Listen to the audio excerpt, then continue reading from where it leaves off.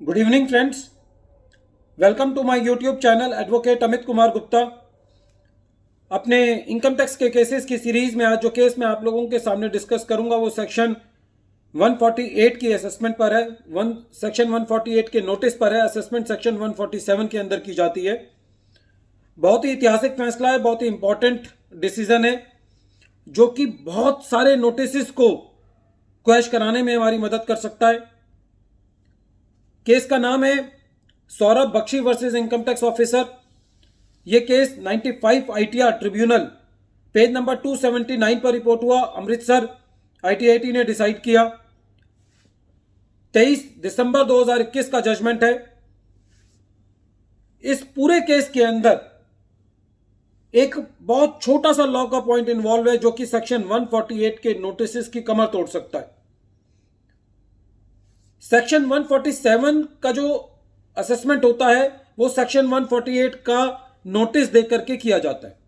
Section 148 के notice की जो प्राइम कंडीशन है जिसके ऊपर पूरा सेक्शन 147 की असेसमेंट खड़ी होती है वो ये है कि सेक्शन 148 का नोटिस रीजन टू बिलीव पर आधारित है। रीजन टू बिलीव एक बहुत हैवी टर्मिनोलॉजी है।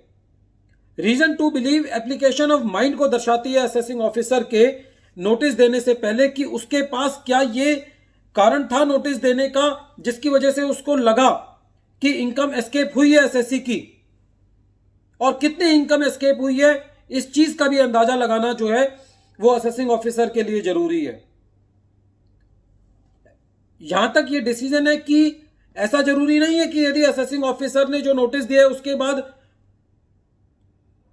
एडिशन हो या होना जरूरी हो, लेकिन जो रीजन टू बिलीव है वो ये कहता है कि असेसिंग ऑफिसर के पास नोटिस इशू करने का कारण होना चाहिए, उसका एप्लीकेशन ऑफ माइंड होना चाहिए। नोटिस इशू करते वक्त वो रोविंग इंक्वायरीज के लिए नोटिस इशू नहीं कर सकता। फ्रेंड्स, इस केस के अंदर असेसिंग ऑफिसर ने एसएससी को सेक्शन 148 का नोटिस इशू किया ये कहते हुए कि आपके बैंक अकाउंट के अंदर 1,41,94,000 रुपए की ट्रांजेक्शन है और आपने रिटर्न फाइल नहीं करी। एसएससी ने सेक्शन 148 के नोटिस का कंप्लाई नहीं किया। असेसिंग ऑफिसर साहब ने बैंक को चिट्ठी लिखी, बैंक से स्टेटमेंट मंगाई और स्टेटमेंट मंगाने के बाद असेसिंग ऑफिसर साहब को यह पता चला कि बैंक के अंदर खाली 74,41,900 रुपए की ट्रांजैक्शन है। असेसिंग ऑफिसर साहब ने 74,41,900 की एडिशन कर दी, जबकि नोटिस था 1,41,94,000 रुपए का जो ये कह रहा था कि साहब आपकी इनकम 1,41,94,000 रुपए एस्केप हुई है। तो इसका मतलब ये दर्शाता है कि जब नोटिस इशू करते वक्त असेसिंग ऑफिसर के सामने बैंक स्टेटमेंट भी नहीं थी, या बैंक स्टेटमेंट थी तो उन्होंने बैंक स्टेटमेंट को एनालाइज भी नहीं करा। इसका मतलब कि उन्होंने एप्लीकेशन ऑफ माइंड नहीं किया। इसका मतलब उनके पास नोटिस इशू करते वक्त ये रीजन था ही नहीं कि कितनी इनकम एस्केप हुई है या नहीं हुई। तो इस केस के अंदर हालांकि एसएससी की यदि मेरिट पर असेसमेंट की जाती तो उस पे 74,41,900 का टैक्स बन सकता था, के ऊपर टैक्स बन सकता था, लेकिन क्योंकि सेक्शन 148 की मर्यादा का पालन नहीं किया गया।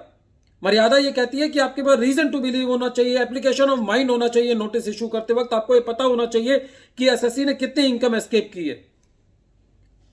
तो आईटीआईटी ने खाली इसी मुद्दे पर कि आपके पास रीजन टू बिलीव नहीं था, आपने एप्लीकेशन ऑफ माइंड नहीं किया, एसएससी ने जो कैश जमा किया था अपने बुक्स अपने बैंक अकाउंट में वो 74,41,900 किया था, जबकि आपका नोटिस ये कहता है कि आपने 1,41,94,000 कैश जमा किया है। तो इसका मतलब है कि अब आप सेक्शन 147 का असेसमेंट नहीं कर सकते। जो आपका 148 का नोटिस था वो भी क्वैश होना चाहिए और आपकी 147 की असेसमेंट भी नल एंड वाइड है।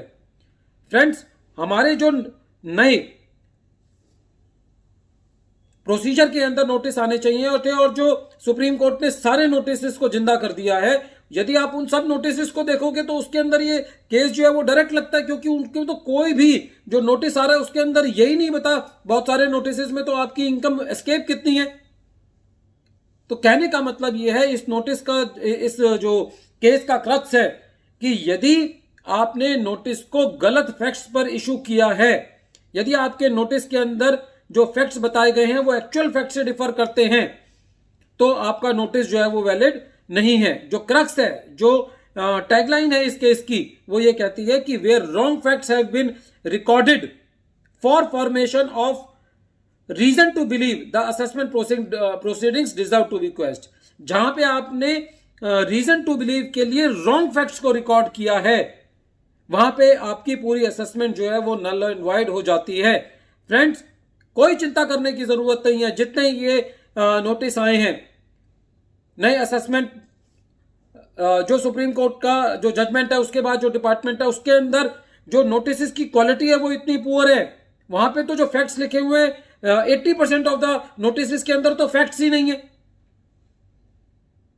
और जो फैक्ट्स हैं वो 90% केसेस के अंदर वो फैक्ट्स जो है वो गलत है। तो ये केस जो है वो एक मील का पत्थर साबित हो सकता है कि जहां पे रीजन टू बिलीव के लिए जो फैक्ट्स रिकॉर्ड किए गए हैं वो गलत फैक्ट्स हैं, तो उस केस में नोटिस ही लायबल है क्वेश्चन किए जाने के लिए। ये अमृतसर का ITAT का जजमेंट का एक मैसेज है।